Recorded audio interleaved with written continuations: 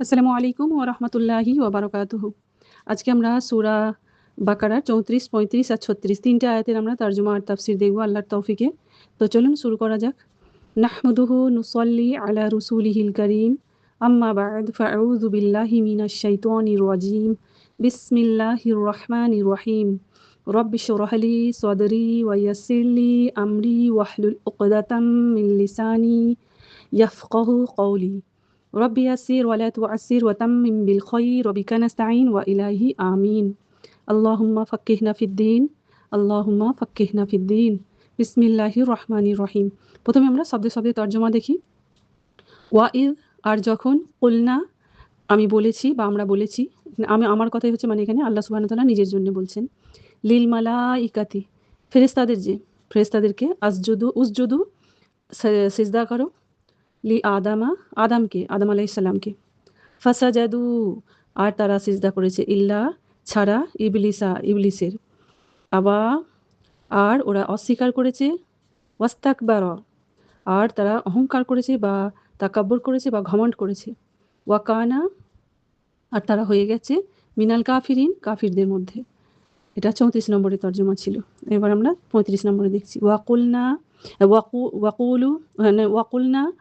আর বলেছে তারা বা আমি বলেছি, ইয়া আদামু এ আদম, উসকুন রহ মানে থাকো, আনতা তুমি, ওয়াজাউজুকা আর তোমার বিবি, আল জান্নাতে, ওয়াকুলা আর তোমরা খাও, মিনহা তার মধ্যে থেকে, রগাদান রগাদান মানে হচ্ছে এখানে ওখানে যে ফল ফসল তৈরি হচ্ছিল সেই ফরাগাত থেকে, সেই বাগিচা থেকে, হাইসু যাকে যেখান থেকে চাও, তোমরা দুজনাই চাও যেখান থেকে, ওয়ালা আর না, তাকরবা তোমরা দুজনা ওর কাছেও যেও না, হাদিহি ওইটার বা এইটার, আশাজাদাতা আশাজারতা মানে ওই গাছটার, ফাতাকুনা তাহলে তোমরা দুজনাই হয়ে যাবে, মিনাজ জালিমিন জালিমদের মধ্যে যারা জুলুম করে তাদের মধ্যে থেকে হয়ে যাবে তোমরা।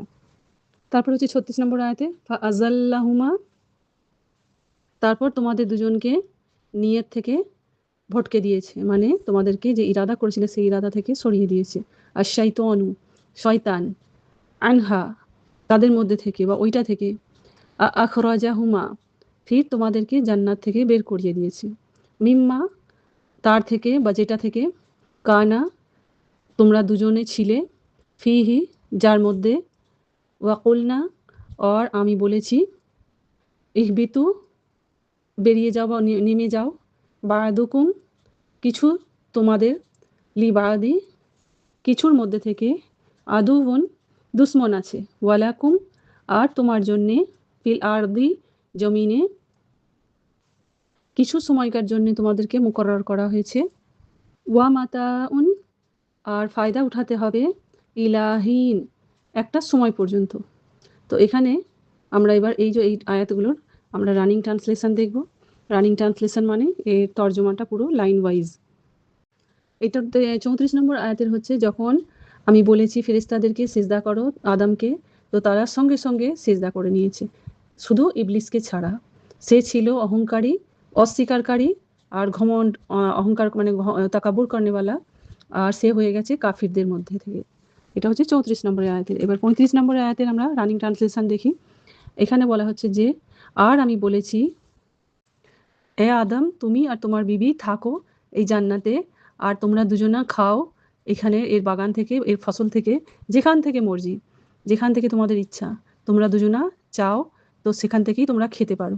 আর কাছেও যেও না ওই গাছটার, ওখানে গেলে তোমরা দুজনা হয়ে যাবে জালিমদের মধ্যে থেকে, তোমরা দুজনা নিজের উপরে জুলুম করবে।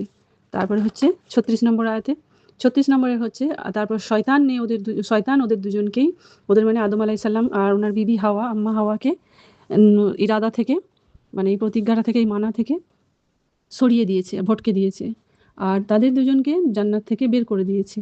আর ওই জায়গা থেকে বের করে দিয়েছে, আল্লাহর হুকুম মানা থেকে ওদেরকে সরিয়ে দিয়েছে, আর জান্নাত থেকে বের করে দিয়েছে, আর হুকুম দিয়েছে যে এবার তোমরা সব এখান থেকে নেমে যাও। আল্লাহ সুবহানাহু ওয়া তাআলা হুকুম দিয়েছি আমি যে তোমরা এখান থেকে নেমে যাও, এক দুসরার দুশ্মন আছে তোমরা, আর তোমরা একটা খাস সময় পর্যন্ত এই জমিনে থাকবে আর সেখান থেকে তোমরা ফায়দা উঠাবে, গুজার বাসার করবে আর ফায়দা উঠাবে ওইখান থেকে।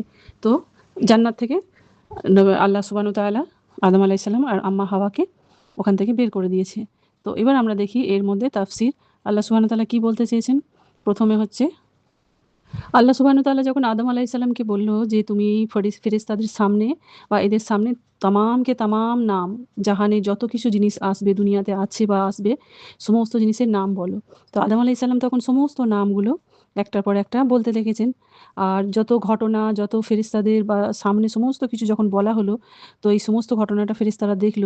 দেখে ফেরেশতারাও হতভম্ব হয়ে গেল যে একটা মানুষের মধ্যে এত ইলম কিভাবে এখনই তাকে পয়দা করলো, আর এত ইলম তার মধ্যে কিভাবে এলো। আল্লাহর ইজনে, আল্লাহ যাকে চায় তাকে ইলম দেয়।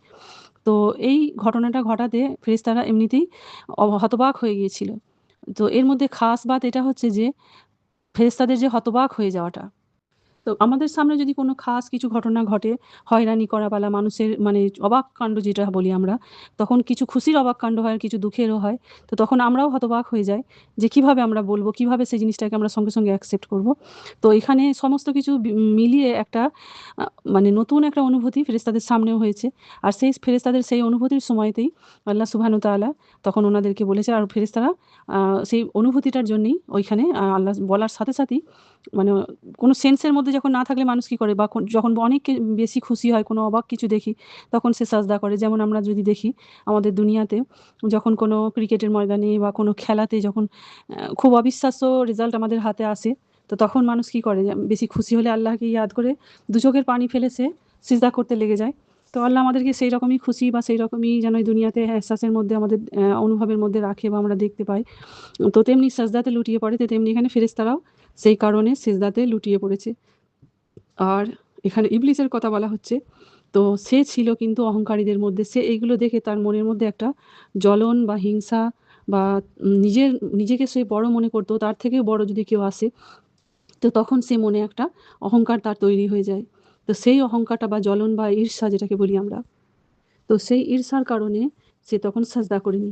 আর আমরা যদি সূরা ইউসুফে দেখি, সূরা ইউসুফেতেও এমনি যখন ইউসুফ আলাইহিস সালামকে যখন দেখবে যে এত প্রযত্ন করার পরেও ইউসুফ আলাইহিস সালাম মরেনি বা দুনিয়াতে জিন্দা আছে, আবার ঐরকম একটা খাস একটা মকামে গিয়ে পৌঁছে গেছে যে পুরো রাজ্যের যে অর্থমন্ত্রী যেটাকে আমরা বলি, সেই একটা মেইন প্রশাসনের মেইন একটা পার্সন হয়ে পৌঁছেছে।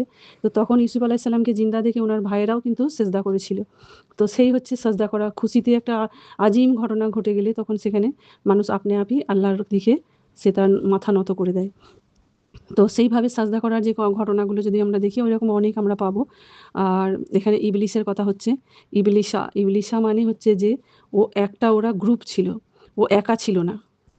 তো এবার আমরা যদি দেখি ইবলিশু হতো, ইবলিশু যখন ওয়াও পেজ থাকতো, তো তখন কিন্তু ওখানে ওটা প্লুরাল, ওটা আলাদা হতো, ওটা কিন্তু ওদেরই মধ্যে গ্রুপ হতো। ইবলিশা মানে এটা ওই ফেরেশতাদের গ্রুপের মধ্যে নয়, এ কিন্তু আলাদা এর গ্রুপ।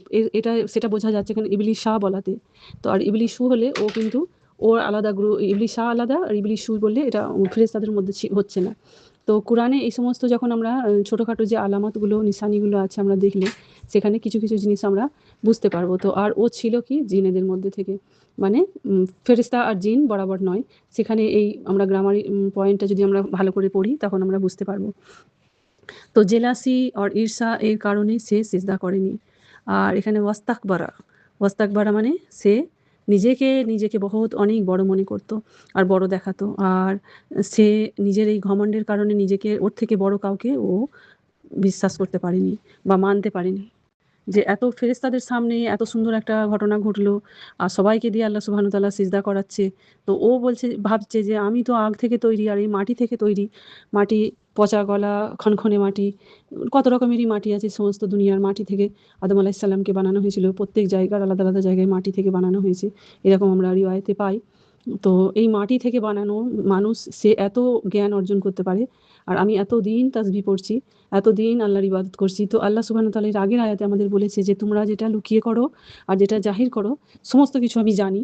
তো এখানে দেখা যায় আমাদের ভয়ের বিষয় কি, আমাদের মনেও যদি এরকম কারো বিষয়ে কোনো ঈর্ষা থাকে, জ্বলন থাকে, সেটা কিন্তু আল্লাহ সুবহানাহু ওয়া তাআলা জানে, সেটা কিন্তু খবর রাখে। তো আমাদের সেই ঈর্ষাটাকে মিটিয়ে ফেলা দরকার। এখানে ইবলিসের যে ঈর্ষা ছিল মনের মধ্যে, আল্লাহ সেটা জানতেন।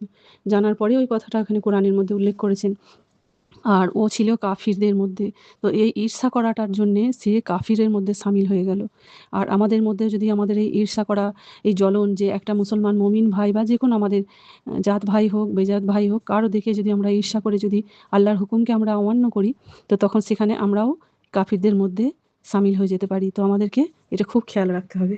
আল্লাহ সুবহানাহু ওয়া তাআলা এর আগের আয়াতেই বলে দিয়েছে, কানা মিনাল কাফিরিন। ও ছিল কাফিরদের মধ্যে থেকে।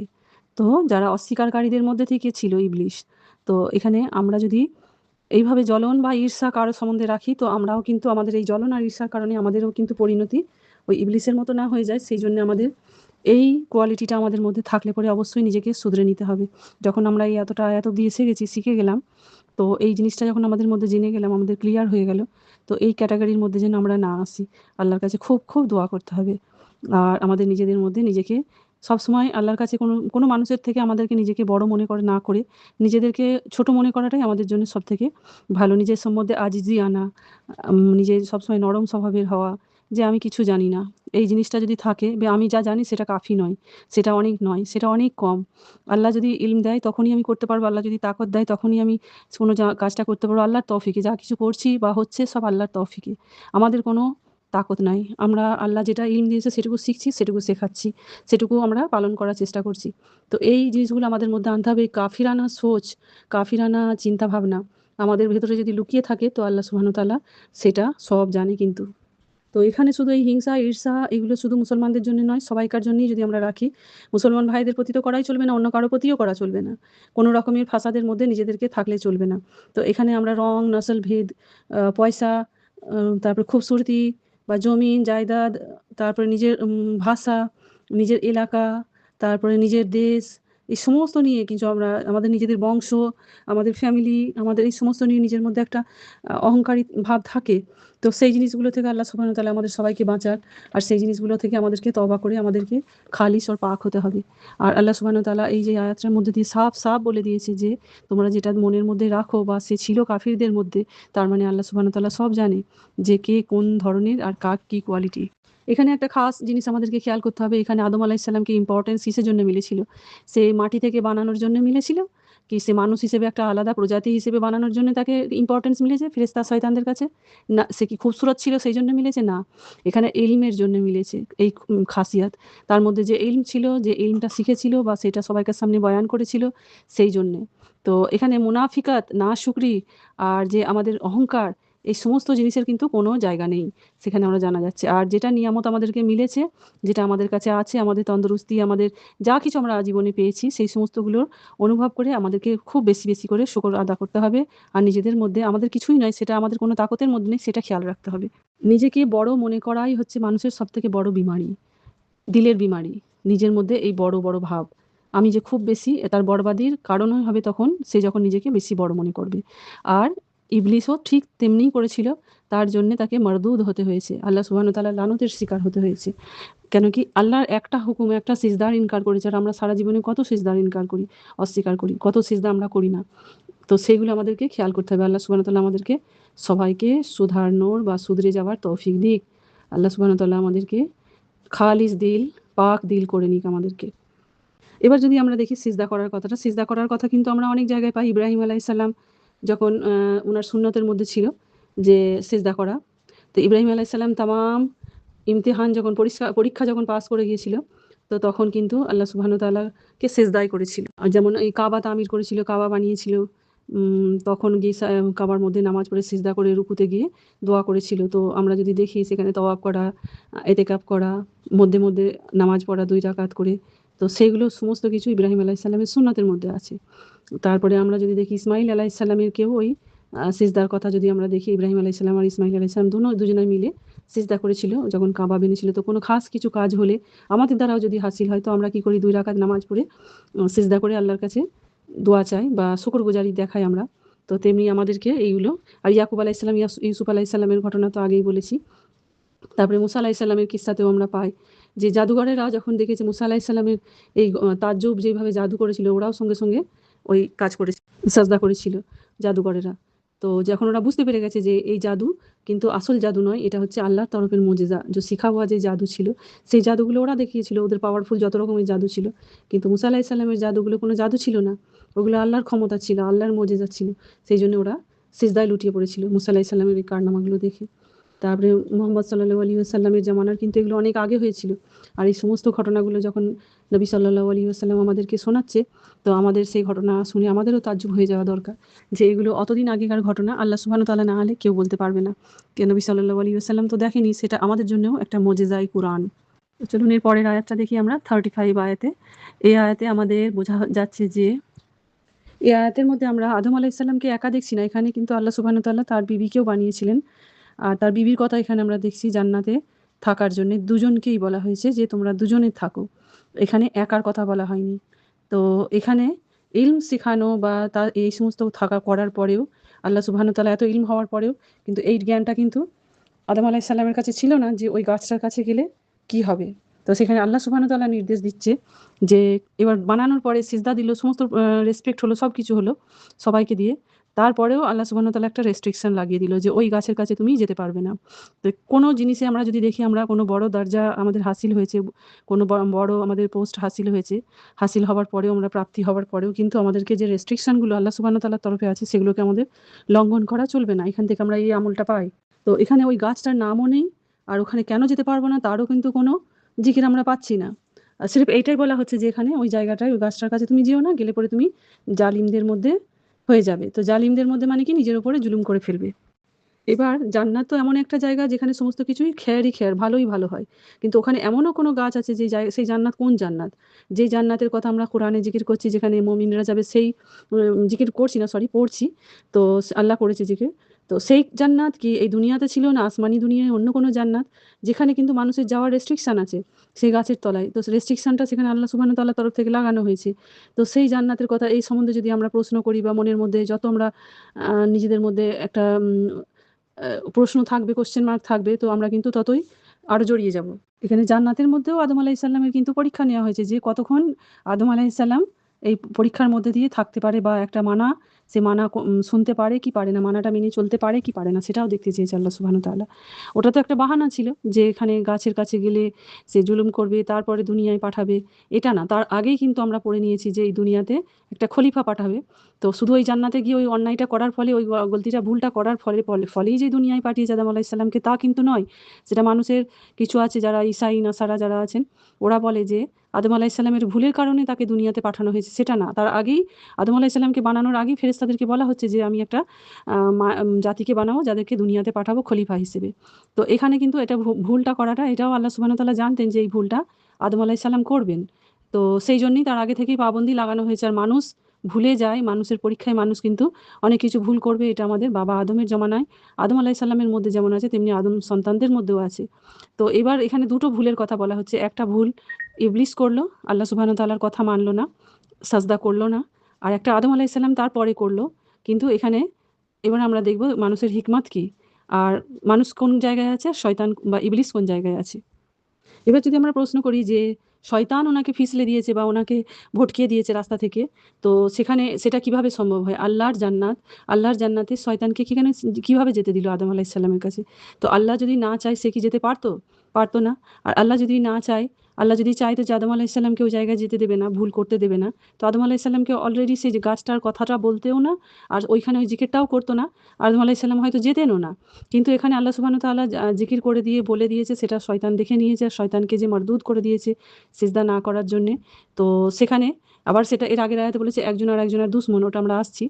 তো এখানে আদম আলাইহিস সালাম যখন এবার ওটা ওই কাজটা ভুলটা কিভাবে করিয়েছে শয়তান, তো শয়তান মানুষের পিছনে কিভাবে প্রথম স্টেপ শয়তান কিন্তু ওয়াসওয়াসা দিয়ে মানুষকে ভুল করিয়েছে। তো আমাদেরকেও এর জন্য খুব সচেতন থাকতে হবে। আর কিভাবে এলো, কিভাবে রাস্তা থেকে সরালো, কিভাবে মনের মধ্যে ওয়াসওয়াসা দিল, তো কোরআনে হাদিসে এর ঠিকমতো কথা মানে আমরা জানতে পারি না। এই আয়াতটার মধ্যে আমরা আরেকটা জিনিস দেখতে পাই, আদম আলাইহিস সালামকে আল্লাহ সুবহানাহু ওয়া তাআলা বলেছে তুমি আর তোমার বিবি এই জান্নাতে থাকো। তো তোমাদের দুজনকার কথা বলেছে আম্মা হাওয়া। তো দুজনকে থাকার কথা বলা হয়েছে, কাকে বলা হচ্ছে এখানে? আদম আলাইহিস সালামকে বলা হয়েছে। তার মানে কি, একটা মহিলার জিম্মেদারি বা দুজনার মিলে দুজনার মধ্যে একজনাকে লিডারশিপ দেওয়া হলো। এখানে প্রথম স্টেপ দেখুন, একটা পুরুষ মানুষকে লিডারশিপ দেওয়া হলো, কে তোমরা দুজনাই থাকো। এটা বলতে পারতো যে আম্মা হাওয়াকে, কে তুমি আর তোমার হাজব্যান্ড দুজনাই থাকো, তুমি আর তোমার হাজব্যান্ড। তো তার মানে বিবিটাকে হুকুম দেওয়া হতো, কিন্তু না, এখানে জিম্মেদার বানানো হলো প্রথম হাজব্যান্ডকে। তো হাসব্যান্ড যে আদম আলাইহিসসালাম। আর এখানে আরেকটা জিনিস আমাদের খেয়াল করা দরকার। এখানে কিন্তু আদম আলাইহিসসালামকে বানানোর পরে এখানে কিন্তু আদম আলাইহিসসালামের ওখানে কোনো কারণে বিবি বানিয়েছে। বিবি বানানোর কারণটা কি? কেন জান্নাতের খুশি, জান্নাতের সুখ সেটাকে দুগুনা করবার জন্যে বা তার সাথে সেটা আরো বেশি এনজয় করার জন্যে তার বিবির দরকার। সেখানে কোনো বন্ধু, ইয়ার, দোস্ত, বাপ, ভাই, বোন, খালা, মামা, চাচা, ফুপু কাউকে বানায়নি। সেখানে কিন্তু বিবি বানিয়েছে। তো জান্নাতের ১ম সম্পর্ক হচ্ছে মিয়া আর বিবি, হাসব্যান্ড আর ওয়াইফ। তো এই সম্বন্ধটা আমাদেরকে খাস করে বোঝার দরকার এই জায়গাটায়। আর জিম্মেদারি ১ম এ পুরুষকে করা হলো। তো আম্মা হাওয়ার সাথে দুজনা মিলে থাকার কথা, আর দুজনে থাকো আর শান্তির সাথে থাকো। আর যেখান থেকে মন যায় সেখান থেকে তোমরা ফল খাও।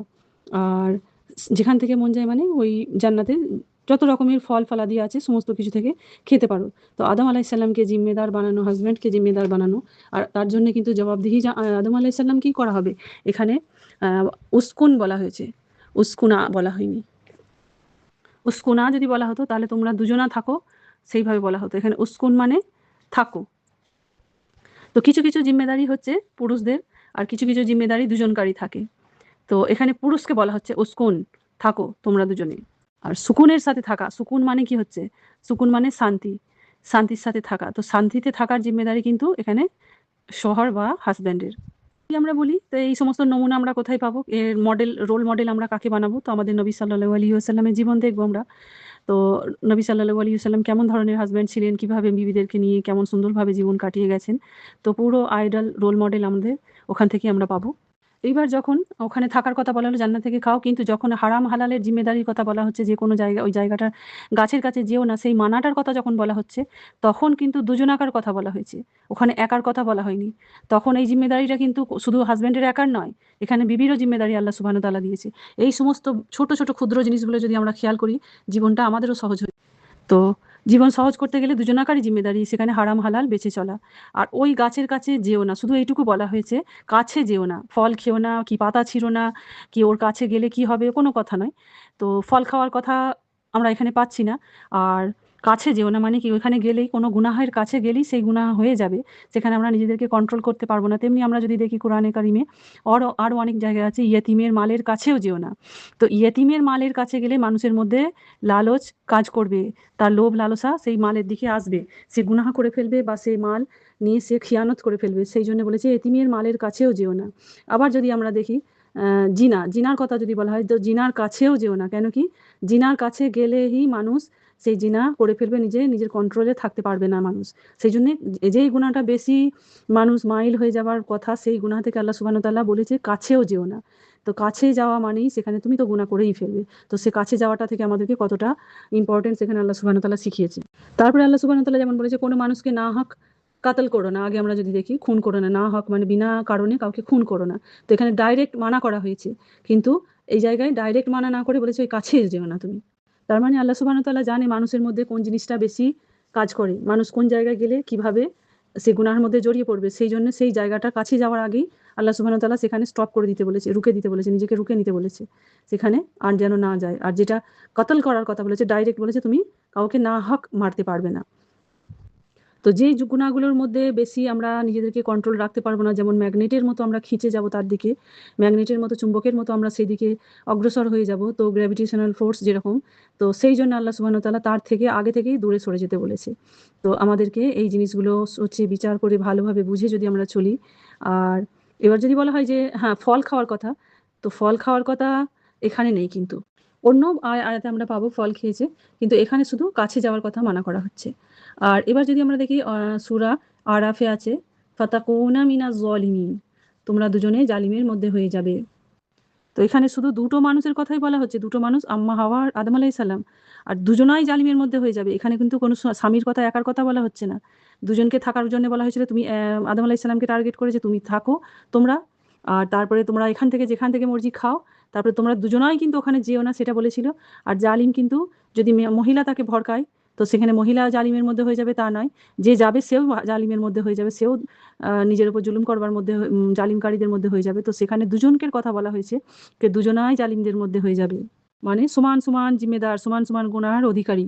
এবার যদি জালিমও বলেছে জালিমদের মধ্যে, জালিমদের মধ্যে মানে এখানে একটা গিরোহর কথা বলা হয়েছে। গিরোহ মানে গ্রুপ, তো একটা গ্রুপের হিস্সা, তার মানে নেক্সট আরও যারা আসবে দুনিয়াতে তাদের মধ্যেও কিছু জালিম থাকবে। সেই জালিমদের মধ্যে তুমি হয়ে যাবে। তো দুনিয়াতে জালিম এখানে শুধু ওই দুজনের জন্য নয়, ওখানে সির্ফ দুটোই মানুষ ছিল, কিন্তু আরো জালিম আরো বাড়বে, সেটারও একটা ইশারা কিন্তু আমরা পাচ্ছি এখানে। তো শুধু দুজনকে বলা হলে জলিমিন হতো কথাটা, কিন্তু এখানে সরি, জলিমিন না, জলিমাইনই হতো, কিন্তু এখানে জলিমিন বলা হয়েছে, তার মানে জালিমদের মধ্যে হয়ে যাবে। জলিমাইন মানে তোমরা দুজন জালিম হয়ে যাবে শুধু সে কথা নয়, তুমি জালিমদের মধ্যে হয়ে যাবে। তো এটা আমাদের অনেক বুঝার কথা যে হ্যাঁ, জালিমদের মধ্যে মানে আরো কিছু আসবে যারা এমনি ভুল করবে। তো এখানে একটা তাকদিরের কথা হলো, তাকদিরের ইশারা হলো যে আগে গিয়ে তাকদির হবে, ভবিষ্যৎ হবে, যেখানে তারা কিছু মানুষ জালিম থাকবে, সেই জালিমদের মধ্যে হয়ে যাবে। আর সেগুলো হবে কি, তোমাদেরই অলাদ, অলাদ মানে সন্তান। তার মধ্যে কিছু জন হবে যারা জালিম, জালিমদের মধ্যে মানে কিছু জনের থেকে কিছু জনকে আলাদা করা হচ্ছে, সবাই জালিম হবে না, জালিমদের মধ্যে হয়ে যাবে তুমি। তো এখানে কিছু জালিম হবে, কিছু ভালো মানুষ হবে, সেটার কথা একটা ইশারা আমরা পাচ্ছি। তো আদম আলাইসাল্লামকে তামাম ইনসান, যত ইনসান, সমস্ত মানুষ যে বানানো হয়েছে সেই সমস্ত মানুষকে দেখানো হয়েছিল। আর আল্লাহ সুবহানাহু ওয়া তাআলা সমস্ত সবাইকার অসাফও দেখিয়েছে। অসাফ মানে সে কে কি ধরনের কোন ক্যারেক্টারের হবে, আর তাদের মধ্যে যারা জালিম হবে, যারা নেক হবে, তাদেরকেও দেখানো হয়েছিল। তো এবার আমরা দেখি 36 নম্বর আয়াতে। এই আয়াতগুলো আমাদেরকে অনেক অনেক কিছু আমাদেরকে ইলম দেয়, অনেক অনেক কিছু আমাদেরকে শেখায়। তো আমাদের একটু গড় ফিকার করে দেখতে হবে, শুনতে হবে, শিখতে হবে। তো এখানে 36 আয়াতে বাইবেলে ইভ, ইভ নামের আম্মা হাওয়াকে বলা হয়েছে ইভ বা ইভো। তো বাইবেলে বলা হয়েছে। আর শয়তান যেটা আম্মা হাওয়া যে আমরা বলছি, তো আম্মা হাওয়াকে প্রথমে আগে ফিসলিয়েছিল বা ওয়াসওয়াসা দিয়েছিল, সে কথাটা আমরা পাই। আর আম্মা হাওয়া আদম আলাইসাল্লামকে বলেছে, মানে এখানে ইসাইদের এই সমস্ত গলত একটা ধারণা আছে যে মহিলাদেরকে এখানে ভুল প্রমাণিত করা হচ্ছে, মহিলা গুনেহগার, মহিলা মানুষকে, পুরুষ মানুষদেরকে ভুল রাস্তায় নিয়ে যায়। তো ইহুদিরাও এইরকমই বলে। আর কোরআনের মধ্যে কিন্তু এইরকম কোনো ঘটনা, এইরকম কোনো নির্দেশ আমরা কিন্তু পাচ্ছি না এই আয়াতের মধ্যে। এই আয়াতের মধ্যে আমরা কি পাচ্ছি, যে এই মামলাতে কিন্তু জিম্মেদার দুজনাই। এখানে কারো একার জিম্মেদারি বা কে আগে করেছে কে পরে করেছে সে কথা কিছু কিছু আল্লাহ সুবহানাহু ওয়া তাআলা কিন্তু তার হুকুম দেয়নি এখানে। ফাআযাল্লাহুম আশ-শাইতানু।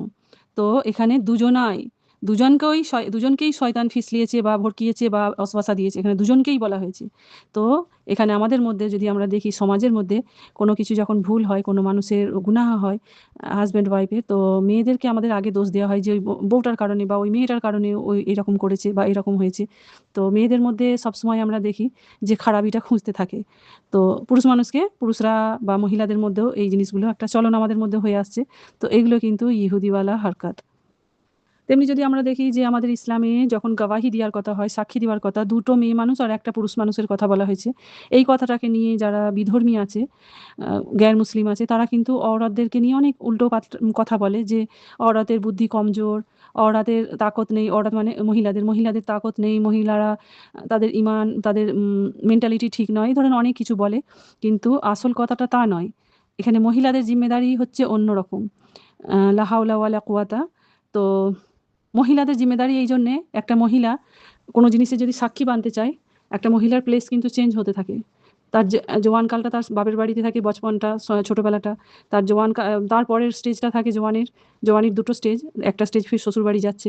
তো সে যদি বাপের বাড়ির কোনো ইনসিডেন্টের সাক্ষী হয়, তারপরে সে শ্বশুরবাড়ি গেলে সেখান থেকে তার এসে পৌঁছানো বা সাক্ষী দিতে, তার জন্য পর্দার খেয়াল আছে, তার একটা মেনস্ট্রুয়েশন প্রবলেম আছে, সেই সমস্ত নিয়ে, বা তার ডেলিভারি প্রবলেম আছে, তার সংসারের জিম্মেদারি, তার স্বামী বাচ্চা নিয়ে সমস্ত কিছু, যার যেতে গেলে সফর করে সাক্ষী দিতে, সেখানে তার জন্য অনেক কিছু প্রবলেমের ফেস করতে হয়। তো সেই হিসেবে মহিলাদের দুজনকার সাক্ষী কবুল এই জন্য বলা হচ্ছে, কি একজন মহিলা যদি না থাকে আরেকজন দেবে। তো দুজনকার ওই জন্য বলা হচ্ছে। আর একটা পুরুষ মানুষকে কিন্তু ওইভাবে তার জীবনটা চারিদিকে বেঁটে থাকে না, সে একই জায়গায় স্টে করে থাকে। এখন বিদেশ যাওয়া, এদিকে যাওয়া, ওদিকে যাওয়া, সেটা হচ্ছে ঠিক আছে। কিন্তু বেশিরভাগ পুরুষরা তার নিজের একটা বাসস্থান, তার ঠিকানা থাকে, সেখানে সে সাক্ষী দেওয়ার হালতে সে মজুদ থাকতে পারে, আল্লাহ তার হায়াত আর সুস্থতা রাখলে। কিন্তু একটা মহিলা, সে হালত সুস্থতা যাই হোক, কিন্তু তাকে তার শ্বশুরবাড়ি, তার বাপের বাড়ি, এই দুটো আলাদা আলাদা তার পজিশন থাকে। তারপরে যদি তার সেকেন্ড ম্যারেজ হয়, থার্ড ম্যারেজ হয়, তখন তার চেঞ্জ হয়ে যাবে জায়গা, ঠিকানা। তো সেই জায়গা থেকে তাকে আসা, এই সাক্ষী দেওয়া, তো এইগুলো একটা মেয়েদের জন্য অনেক কিছু প্রবলেমের মধ্যে আসতে পারে। তারপরে মেয়েদের যে ডেলিভারি প্রবলেম, মেনস্ট্রুয়েশন প্রবলেম, এগুলো তো আছেই। তো এই সমস্ত নিয়ে কিন্তু অনেক অনেক লোকের অনেক অনেক কথা। তো ইসলামের প্রত্যেকটা হুকুম আল্লাহ সুবহানাহু ওয়া তাআলা অনেক অনেক হিকমতের সাথে দিয়ে রেখেছে। আমরা যদি ওতে প্রশ্ন করতে যাই, তো আমরা তখন আমাদের হয়তো যাদের বুদ্ধি আছে, যারা হক পছন্দ করে তারা মেনে নেবে, কিন্তু যারা এর মধ্যে খারাপই খুঁজতে চাইবে, যাদের ইমানের কমজোরি, কিন্তু তারা কিন্তু এর মধ্যে থেকে ভটকে যাবে। কিন্তু এটা বুঝবার কথা যে একটা মহিলাদের কি কি জিম্মেদারি, তার জীবনের সার্কেলটা কিভাবে চলে। তো সেই হিসেবে তো এখানে যদি আমরা এই আয়াতের মোতাবিক দেখি, তো এই আয়াতের মোতাবিক কোনো মহিলার কিন্তু কোনো ভুল না, ভুল কিন্তু এখানে দুজনাকারই ছিল। ভুল মানে আল্লাহ সুবহানাহু ওয়া তাআলা বলেছে শয়তান ওদের দুজনকে ভটকিয়ে দিয়েছে। আবার যদি আমরা হাদিসে দেখি, রাসূল সাল্লাল্লাহু আলাইহি ওয়াসাল্লামের হাদিসে যদি আমরা পাই, আম্মা আয়েশা রাদিয়াল্লাহু তাআলা আনহা, ওনার একজনাকার সাক্ষী, একটা সাক্ষী যথেষ্ট ছিল। সেখানে আমরা দেখতে পাই। কেন কি? উনি উম্মাহাতুল মুমিনিনের মধ্যে উনি সবথেকে বেশি জ্ঞানী আর সবথেকে বেশি ইলমওয়ালি ছিলেন। আর ওনার প্লেস চেঞ্জ হওয়াটার কোনো ছিল না। কেন কি? ওনার দিয়ে মানে যত আমাদের উম্মতের মা আছেন, তাদের সবাইকার কিন্তু আল্লাহর নবী সাল্লাল্লাহু আলাইহি ওয়াসাল্লামের ওয়াফাতের পরে সবাইকার জন্য তিনি ওনারা আমাদের মা হয়ে গিয়েছিলেন। ওনাদের তো আর কোনো নিকাহ করে অন্য জায়গায় কোনো যাওয়ার পসিবিলিটি ছিল না। আর উনি যেহেতু জ্ঞানী ছিলেন, সেহেতু ওনার একার সাক্ষীটাই যথেষ্ট হয়েছিল। যখন ইসলামের হুকুম কোনো আমাদের বুঝতে আসি না বা আমরা বুঝতে পারি না, তো তখন সেই বিষয়ে প্রশ্ন না করে আমাদের একটা মুমিন হওয়ার নাতায় আমাদের সেই ওটা কিন্তু সব মেনে নিতে হবে। আমাদেরকে ওইভাবেই চলতে হবে। তো আমাদের সেইটাকে মেনে নেওয়াটাই আমাদের জন্য সবথেকে বেটার। তো এবার আমরা দেখি ওই ভুল হওয়ার কারণে কি হয়েছে। আমাদের আদম আলাইহিস সালামকে ওখান থেকে বের করে দেওয়া হয়েছে। তো এখানে বের করে দেওয়া হয়েছে বলা হয়েছে। বের করিয়ে দেওয়া হয়েছে মানে বের করিয়ে ওখানে কে দিয়েছে? শয়তানের ওয়াসওয়াসাতে। আর মা যে লফজ আছে না, মাটা হচ্ছে একটা কোনো বড় জায়গার বিষয় হিসাবে আল্লাহ সুবহানাহু ওয়া তাআলা এখানে ব্যবহার করেছে। তো মা মিম্মা কানা ফিহি। তো আমরা হাদিস থেকে জানতে পারি এইখানেই এটাই হচ্ছে আল্লাহ সুবহানাহু ওয়া তাআলা আদম আলাইহিস সালামের সঙ্গে ডাইরেক্ট কালাম, ডাইরেক্ট লাস্ট কালাম। শুধু ডাইরেক্ট কালাম না, লাস্ট সামনাসামনি আমনাসামনি কথা, এইটাই লাস্ট। তারপরে আদম আলাইহিস সালামের সঙ্গে ডাইরেক্ট আর কোনো কথা হয়নি। তো আম্মা হাওয়া আর আদম আলাইহিস সালাম আল্লাহ সুবহানাহু ওয়া তাআলার সাথে যে শেষ কথা যখন করেছে, আর এই ভুলটা যখন হয়ে গেছে, তো আমরা হাদিস থেকেও জানতে পারি যে অনেক তওবা করার পরে জিবরাইল আলাইহিস সালামের জরিয়াতে বাকি কথাগুলো, তওবাটা পৌঁছানো হয়েছে, বা তওবার লফজগুলো আল্লাহ সুবহানাহু ওয়া তাআলা জিবরাইল আলাইহিস সালামের জরিয়াতে পৌঁছিয়েছিলেন। আর এখানে বলা হয়েছে তোমরা এক দুসরার জন্যে দুশ্মন, একজন অপরজনের জন্য দুশ্মন। তো দুশ্মন হবে। আর সেখানে বলা হয়েছে যে ৩ টে মাখলুক ছিল। ৩ টে মাখলুক বলতে একটা মানুষ, এক ফারিস্তা আর একটা হচ্ছে ইবলিস। তো একজন আরেকজনের জন্য এখানে ফেরেশতাদের কথা বলা হয়নি। এখানে খাস করে বলা হয়েছে মানুষ আর ওই আম্মা হাওয়া, মানুষের মধ্যে ২ জন, আর একটা হচ্ছে শয়তান ইবলিস। এই ৩ টে টাইপের ৩ টে লোকের জন্য বলা হচ্ছে যে একজন আরেকজনের জন্য দুশমন। তো দুশমন আমাদের খেয়াল করতে হবে। এবার আমাদেরকে সবসময় আমাদের এখানে আল্লাহ সুবহানাহু ওয়া তাআলা একটা অ্যালার্ট দিয়েছে। যেকোনো কাজ আমাদের মহিলারাও যদি বলে, তো আমাদেরকেও সেটা ভেবেচিন্তে দেখতে হবে এটা আমার আল্লাহর হুকুমের খিলাফ কি আমাদের ইমানের খিলাফ যাচ্ছে কিনা। বা কোনো পুরুষ মানুষও মহিলাকে কোনো কাজ করতে বললে সেটাও আমাদেরকে গড় ফিকার করে দেখতে হবে। বা মনের মধ্যেও যদি কোনো ওয়াসওয়াসা আসে, শয়তানি ওয়াসওয়াসা কিনা, সেটাও খেয়াল করে দেখতে হবে। তো এই একটা অ্যালার্ট দিয়েছে যে তোমরা একে অপরের জন্য দুশমন। তো দুশমনি সবসময় ইমান থেকে সরানোর পথে, আখিরাত থেকে লোকসানের পথে নিয়ে যাওয়ার রাস্তা যেন না হয়, সেইটা আমাদেরকে অ্যালার্ট করবার জন্য এখানে হাজব্যান্ড ওয়াইফকেও দুশমন বলেছে। তো দুশমন কেন?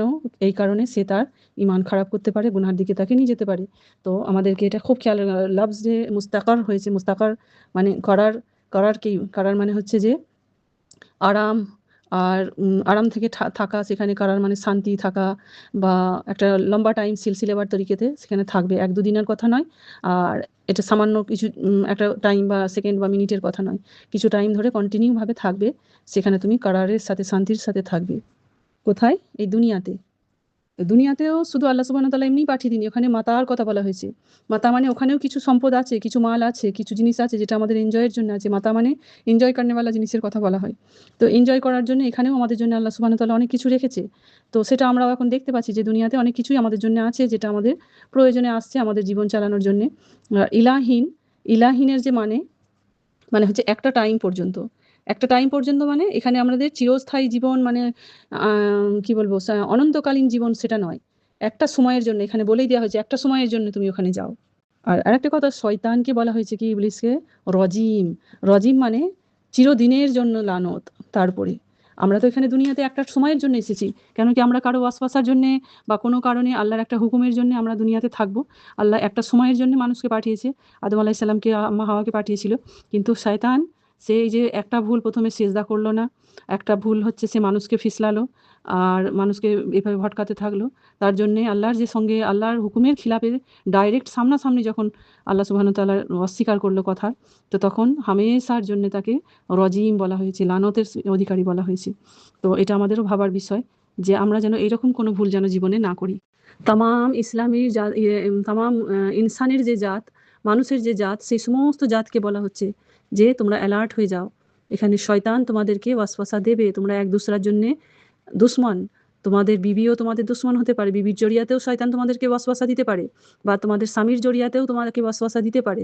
তো তোমরা হিদায়াতের রাস্তায় থাকো আর হিদায়াতের রাস্তায় চলবার চেষ্টা করো। এখানে আল্লাহ সুবহানাহু ওয়া তাআলা এই আয়াতটার মধ্যে দিয়ে আমাদেরকে এই অ্যালার্ট দিয়েছে। তো এক একটা লফজ, এক একটা আয়াতের মধ্যে যেভাবে আমরা হুকুমগুলো পাচ্ছি, তো এগুলো কোনো সাধারণ কথা নয়। তো আমাদেরকে আল্লাহ সুবহানাহু ওয়া তাআলা সিধে রাস্তায় কায়েম রাখুক। ইনশাআল্লাহ আমরা বাকি গিয়ে আগে আবার শিখবো।